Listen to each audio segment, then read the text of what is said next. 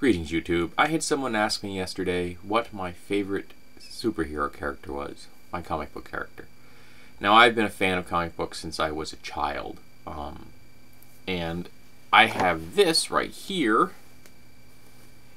This is an original Superman costume, which I had when I was 4, I think, or 5. Which is 1968 or 1969. I think 1968. And on the back, remember, this suit won't make you fly. Only Superman can fly. There's a little warning there and a cute little picture of Superman there. So yes, I still have my costume from when I was 4 years old. I know, amazing, isn't it? But Superman wasn't my favorite character as a kid. I owned quite a few Superman comics. I think I might still own one of the oversized ones that has Superman versus Spider-Man. I think I may have Superman versus Spider-Man somewhere, which is kind of cool. Like, the art was kind of nice. When I was a teenager, it won't come as any surprise, I was a fan of Spider-Man, because Spider-Man was also a teenager, essentially. So you could feel a certain level of connection to him. You were able to project yourself into his life because he was experiencing the same things that you were. Though I even wondered then, why the heck was Spider-Man not a member of the Avengers?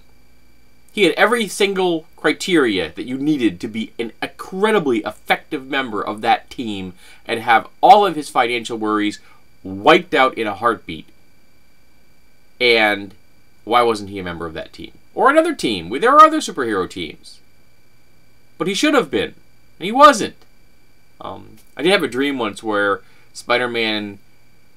Peter Parker goes to college, having hid his abilities fairly effectively, joins the ROTC, then joins the U.S. military after graduating, where his abilities come to the fore, becomes a member of the Special Forces, and eventually is recruited by S.H.I.E.L.D. to become a member of their covert operations team, where he adopts a black costume and becomes known as the Spider, stealing an idea from the 1930s pulp era novels, The Spider. Excellent, by the way, if you like that kind of writing. A little more violent than The Shadow, but I did enjoy The Spider. So Spider-Man was one of my favorite characters, and I also owned a lot of comic books. I read a lot of comic books. At one time, I had 17 long boxes. All I have left now are one of the drawer slide-out size ones, so it's not all that long. It's not even a full-size long box, but that's all I've got left for comics. I get rid of all the rest of them.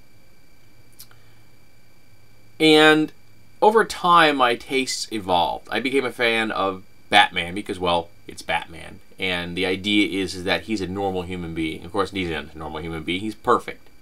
He's Ozymandias from The Watchmen. He's perfect in every way. Except, of course, that he is cripplingly psychologically handicapped. Because if Bruce Wayne had received cognitive behavior therapy when he was a child, he would have grown up to become a philanthropist and fight crime the way that would actually help, which is by fixing our infrastructure and making sure that everyone in Gotham was fed and housed and educated, as opposed to growing up to becoming a vigilante that beats individual people up and fights other lunatics in costumes. Yeah. Superheroes are not all that effective. I became a fan of X-Men because, well, X-Men. I love mutants.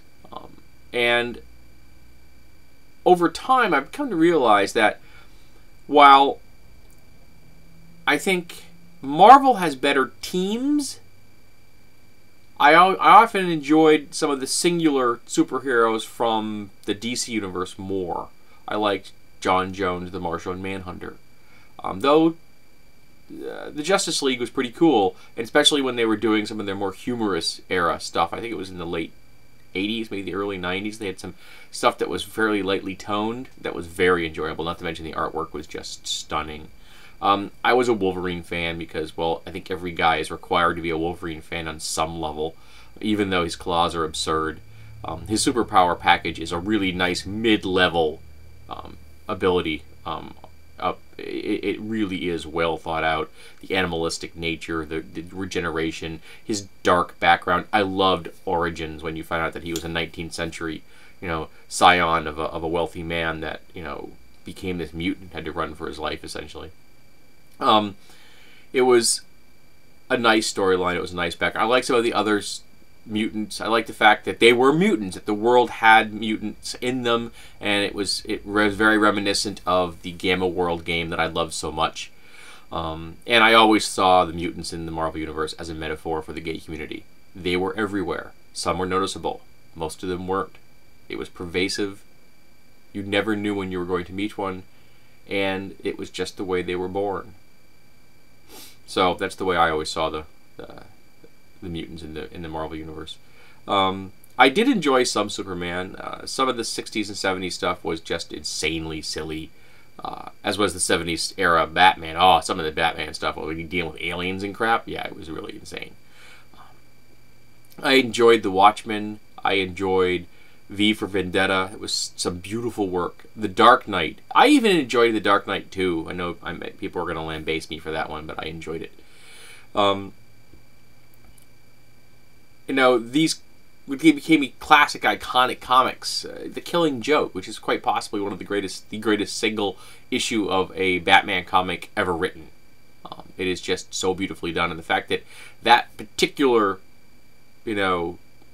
comic never made it into an animation or a film amazes me. I think it would make a great standalone movie, frankly. And I haven't had a chance to see the animation of the Dark Knight. I want to. I haven't had a chance to do that. Eventually, I want to collect those because I want to see that on the screen, see if it holds up to the comic, see if it holds up to my memory of the comic. I love The Crow. I recently watched the movie, and the movie does not stand up well to the comic at all.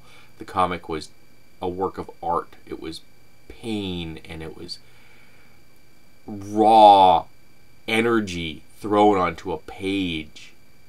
It was something that was ugly, and it had to be done to save that man's soul. And the movie was not that. No slight against Brendan Lee. He looked perfect for the role, but he didn't have the acting chops, and his voice was all wrong. And the people who were directing it were insane. They wanted to make it even dumber than it was. But I was a huge comic books fan, and over time it changed. Over time, I got tired of the soap opera aspect, of the fact that it's just a way of generating more currency for Marvel and DC. I got tired of being on that treadmill of owning these things, which I felt an obligation to keep. And I've gotten better at getting rid of things. There are stuff that I don't get rid of often. I don't get rid of my role-playing books, really, and I don't get rid of my knives and my flashlights. But I still do. Occasionally I give away knives and flashlights to people I realize I'm never going to use them, or I just have friends who need something. I got better at giving away all my nonfiction books. When I finish reading them, I usually donate them, get rid of them. So comics don't have the same attraction they have for me any longer. But I still enjoy the comic book movies, because it's a nice little quanta of entertainment. It has a beginning, middle, and end. It's a nice little thing. I can have a discussion with people about it. Everybody is talking about it, because the film's out. Dredd was awesome, as I've reviewed here, and Judge Dredd the first was horrible, as I've reviewed here. I enjoyed the first and second Spider-Mans.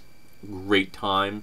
I enjoyed the first and second X-Men, though the second I thought was better than the first, because the first I thought was an intro that I didn't need. I still enjoyed it.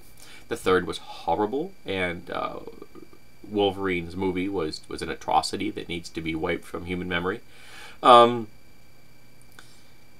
So I like characters. I like the idea of comics, even if I don't engage in them any longer, if I'm not part of that fandom any longer. And if people have often asked, if you could be one superhero, who would you be? Well, being Superman would be pretty darn cool. But I gotta tell you, I'd use it to make money. I'd still save people's lives, but I'd use it to make money. But a set of powers I think that would be more useful and a lot more fun would be John Jones, the Martian Manhunter. If you aren't familiar with John Jones, the Martian Manhunter, go look him up. He has one major weakness, which is fire. Now, as a person that survived a house fire, I don't have flames in my home. So John and I are already on the same page when it comes to fire. So I wouldn't mind having that particular crippling disadvantage for all the things he can do. He is arguably the second most powerful alien character in the DC universe after Superman. And he is awesome. So go toddle off and take a look at him. He is great. Though I don't know what the current set of powers are. Maybe they've gotten weird. I'm not sure. But I'm just thinking of the ones that I remember from like the animated series and from the 90s. So I'm asking my viewers, and I know I've talked about superheroes in the past, but again, someone got me thinking about it. So I'm asking my viewers, who are your favorite comic book characters and why? Who did you love? And who don't you love anymore? Have you gotten tired of them? Have you moved past those comic book characters? Has the soap opera aspect of comic books turned you off? And if it has, may I recommend Atomic Robo, which is done by Scott Wigner, a friend of mine, which is a pulp era style comic which isn't trapped in that endless reboot cycle. You might like it. So, tell me, comic fans, who do you love?